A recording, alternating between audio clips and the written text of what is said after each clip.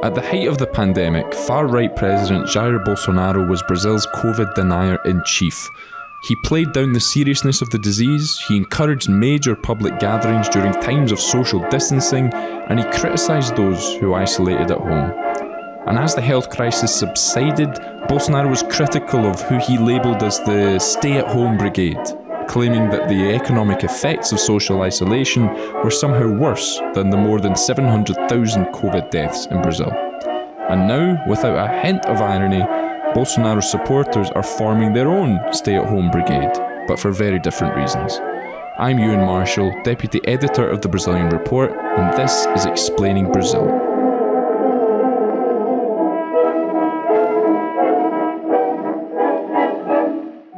If you like Explaining Brazil, you should subscribe to the Brazilian Report, the journalistic engine behind this podcast. We're an independent organisation funded by our subscribers, and you can help us stay independent and continue to produce award-winning journalism. And if you're already a subscriber, you can go the extra mile and join our Buy Me a Coffee fan page. And in return, you'll get exclusive perks like special newsletters and behind-the-scenes content, as well as a shout-out here on our podcast. And today I'd like to thank our Buy Me a Coffee members: Andrei Novoseltsev, Tom Nolan, Marta Martins, Pan Ludwig, Leslie Seal, Caroline Hubert, Mark Hillary, John Thomas III, Louise Renz, Erwan Menais, Orlando Black, Steve Knapp, Aaron Berger, James Coney, Kars Vriesvik, Alistair Townsend, Peter Abramson, Jim Awofadeju, Michael Fryer, Mila Renasido, David Dixon, Jose Ozi Stankovic, Emerging Market Muser, Yarden Eftach, Tonika Thompson, Anderson da Silva, Kat Kramer, Peter Suffren, Anna Lund, and someone who chose to remain anonymous. And our Buy Me a Coffee members come from all over the world, so please, if we're butchering the pronunciation of your name, do send us an email.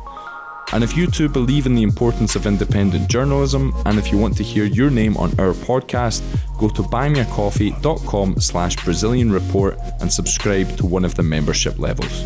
Click on buymeacoffee.com/Brazilian Report to learn more.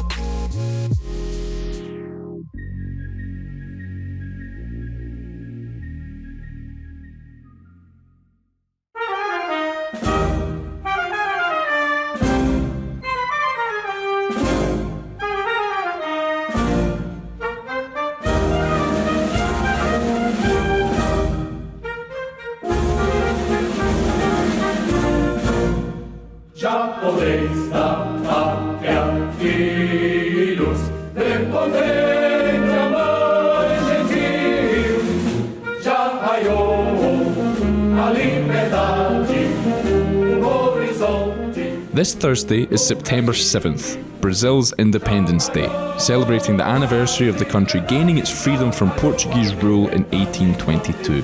For years, the most important thing about the date was the fact that it was a day off work, and that official celebrations were muted to military affairs in the capital with small parades and plenty of pageantry. But the far right has changed the meaning of the holiday, making it a major day in the political calendar.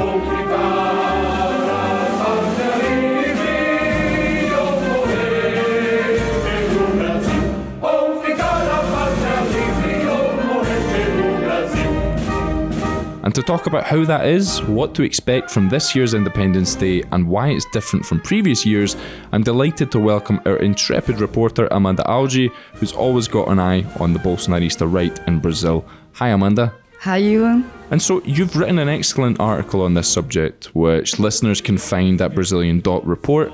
If you could just start off by giving us a kind of recent history of the September 7th Independence Day and how the holiday changed with the election of Jair Bolsonaro. Ewan, these commemorations were almost always forgotten about by the population. And as you said, September 7th was basically just a random public holiday for most. But Independence Day as a concept and a big event took on new meaning during the far-right Bolsonaro government.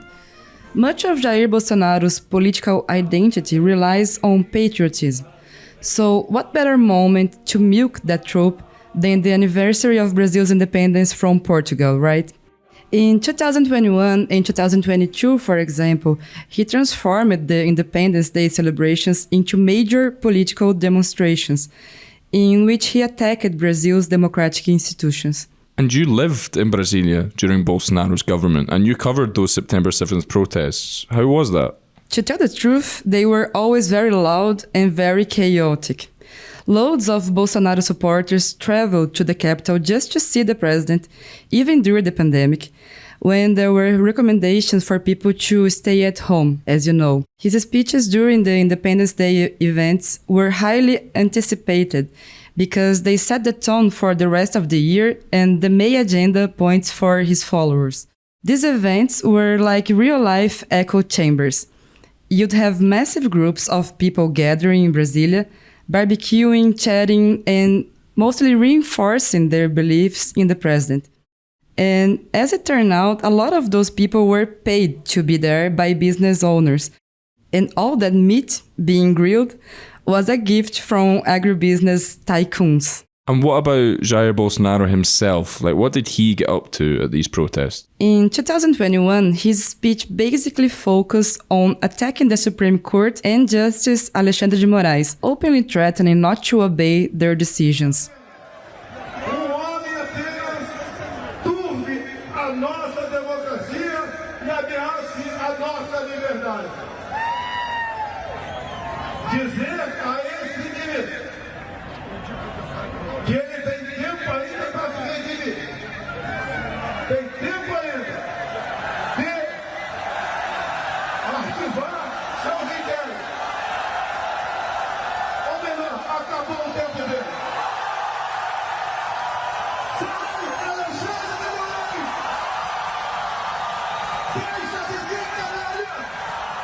And of course, it was also his biggest platform to raise unfounded doubts about the electoral system. And all of that reached its peak in 2022, right?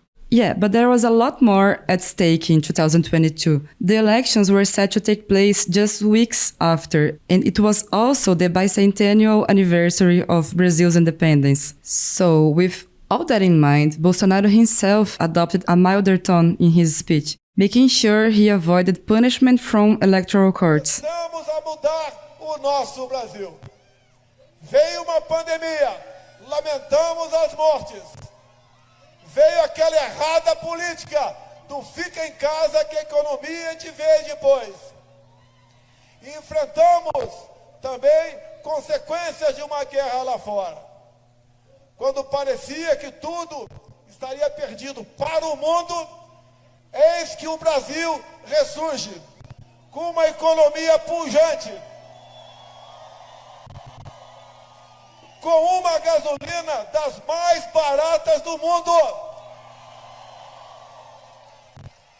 com um dos programas sociais mais abrangentes do mundo, que é Auxílio Brasil. But he had already built a powder keg, and many of the demonstrators showed up with banners and posters calling for military intervention. And then, just a few months later, is it fair to say that many of those same protesters were the ones tearing up government buildings in Brasilia on January the 8th? Well, as we all know, Bolsonaro lost the election. Soon after, his most radical supporters set up camps in front of army barracks in various cities, demanding that the military step in and annul the election result. They remained in these camps for months, and tensions just kept building and building until eventually exploding on January 8, when they stormed public buildings in Brasilia.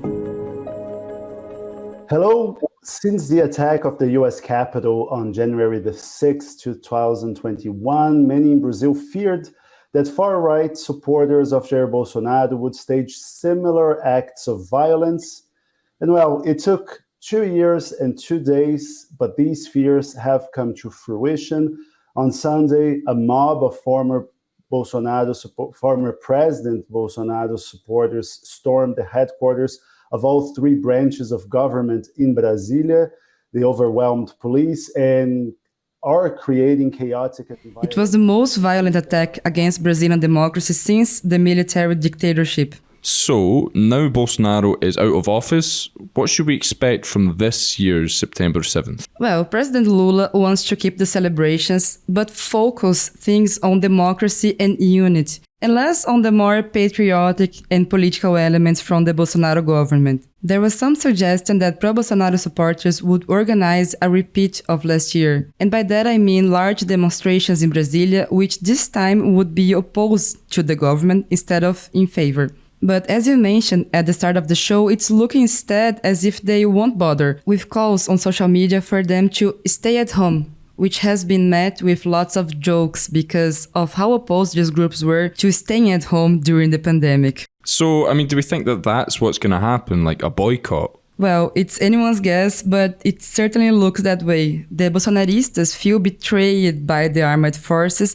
and they don't want to be a part of what's essentially a military celebration alongside the Lula government. But of course, it could just be a cover. I mean, if any sort of trouble does happen on September 7, these far-right influencers can claim innocence. And what about Jair Bolsonaro himself? Where's he? What's he said? He posted a message on social media telling supporters to enjoy the September 7 holiday with their families, which was seen as a suggestion for people to stay home. And I spoke to Fábio Weingarten, the former communications minister, and now one of Bolsonaro's lawyers, and he told me that the former president still doesn't know where he'll be spending the Independence Day holiday. And I mean, judging from what happened in January, I'd imagine that the authorities in Brasilia are making sure that they're prepared for the worst, right? Absolutely. Justice Minister Flávio Dino identified 10 social media videos suggesting that Bolsonaristas will take to the streets on September 7 to protest against the government. And authorities in Brasilia have set up a special group to guarantee security on Thursday. But these videos are the only indications that there could actually be any large-scale protests this September 7. Security groups said there is no real risk of another riot like January 8, and all the main pro-Bolsonaro influencers are calling for people to stay at home. So everything is pointing to Thursday being a peaceful, uneventful day, but you never know. And Amanda, less than a year after people were spreading rumours about the armed forces potentially getting involved in a coup to cancel the election and keep Bolsonaro in power, we're now about to have the armed forces organising their traditional September 7th parade for President Lula to attend. That's quite a turnaround, isn't it? Yeah, a huge turnaround. After idolizing the military just last year, the pro-Bolsonaro crowds are now referring to the armed forces as watermelons. That is, with green uniforms on the outside, but being red or communist on the inside. In my view, Ewan, they are behaving like spoiled children, and the only one they will listen to is Bolsonaro himself. And so where does Lula stand on all of this? Like, what's the message that he's trying to convey at this September 7th? The last decade was very traumatic for Brazilian politics, with political preferences causing structural changes in the country. Lula was elected last year claiming he's not part of a leftist government, but rather of a group of forces that ranges from the left to the center-right. He's now trying to put this speech into practice, stating that he doesn't want to get into battles with his political opponents. Todo país do mundo tem na festa da independência uma grande festa. O que aconteceu no Brasil é que, como nós tivemos durante 23 anos um regime autoritário, a verdade é que os militares se apoderaram do 7 de setembro. Não deixou de ser uma coisa da sociedade como um todo. O que nós estamos querendo fazer agora, com a participação do Exército, da Marinha e da Aeronáutica, é voltar a fazer um 7 de setembro de todos. Sim. Ou seja, o 7 de setembro é do militar, é do professor, é do médico, é do dentista, do advogado, é do vendedor de cachorro-quente, é do pequeno e médio empreendedor individual. Sabe, porque é de todo mundo, é uma festa importante que o Brasil conquistou soberania diante do país colonizador. What he really wants, or what he says he really wants, is to re-establish peace in the country. Thanks, Amanda. And if things do kick off on Thursday, I'll be looking forward to follow your coverage of it. Thank you, bye-bye. If you like Explaining Brazil, please give us a 5-star rating wherever you get your podcasts. It only takes a second and it will help us reach a wider audience. Or, better yet, subscribe to The Brazilian Report, the journalistic engine behind this podcast. We have a subscription-based business model, and your memberships fuel our journalism and keep us going and growing. Thanks to our subscribers, we've been able to cover Brazil and Latin America extensively, and our work has won and been shortlisted for several international journalism awards. More recently, our newsletters won the Best Newsletter Prize in the Americas from the World Association of Newspapers and News Publishers for a small or local newsroom. And in order to keep doing that work, we need your support. So go to Brazilian.report/subscribe. I'm Ewan Marshall, thanks for listening, and Explaining Brazil will be back next week.